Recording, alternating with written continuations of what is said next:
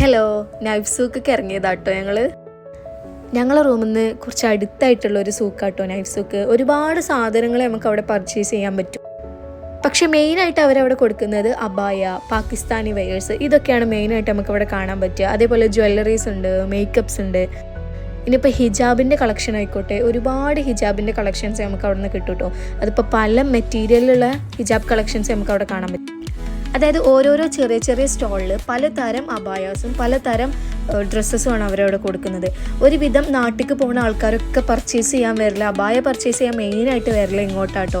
അതുപോലെ തന്നെ ഒമാനിന്നൊക്കെ ആൾക്കാർ വന്നിട്ട് ഇവിടുന്ന് സാധനങ്ങൾ പർച്ചേസ് ചെയ്ത് കൊണ്ടുപോകാറുണ്ട് കേട്ടോ.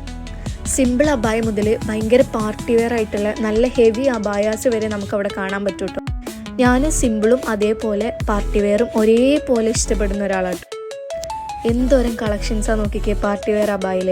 ഈ അബായ എനിക്ക് ഭയങ്കര ഇഷ്ടപ്പെട്ടു കേട്ടോ. വെൽവെറ്റ് ക്ലോത്തിൽ സ്റ്റോൺസ് വെച്ചിട്ടുള്ള അബായാസാണ്. കാണുമ്പോൾ നമുക്കത് ഭയങ്കര കോസ്റ്റ്ലി ആയി തോന്നും, പക്ഷേ വലിയ റേറ്റ് ഒന്നുമില്ല കേട്ടോ. നമുക്കൊക്കെ അഫോർഡ് ചെയ്യാൻ പറ്റിയ റേറ്റേ ഉള്ളൂ.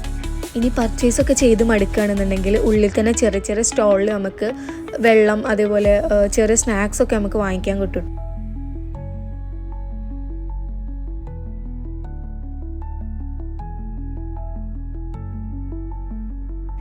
പർച്ചേസൊക്കെ കഴിഞ്ഞ് ഞങ്ങൾ നേരെ ഫുഡ് കഴിക്കാനാട്ടോ പോയത്.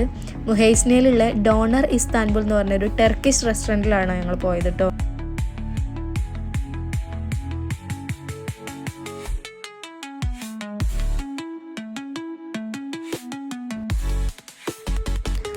ആംബിയൻസ് ആണെങ്കിൽ അടിപൊളിയാണ്, നമുക്ക് ഇഷ്ടപ്പെട്ടു പോകും. അത്രയും അടിപൊളി ആംബിയൻസ് ആയിരുന്നു. സ്റ്റാർട്ടേഴ്സായിട്ട് അലീനാസിക്കായിട്ടോ ഞങ്ങൾ ട്രൈ ചെയ്തത്.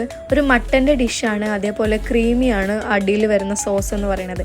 അപ്പോൾ ഭയങ്കര സോഫ്റ്റും ഭയങ്കര ടേസ്റ്റുമാണ് അത് കഴിക്കാനായിട്ട്. ഇനി ഇവിടെ ആരെങ്കിലും പോകുന്നുണ്ടെങ്കിൽ എന്തായാലും കഴിക്കണം കേട്ടോ അത്.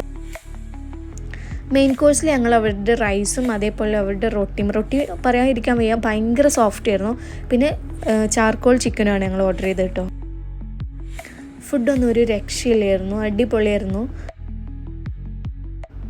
അപ്പം അത്രയേ ഉള്ളൂ, ടാറ്റാ.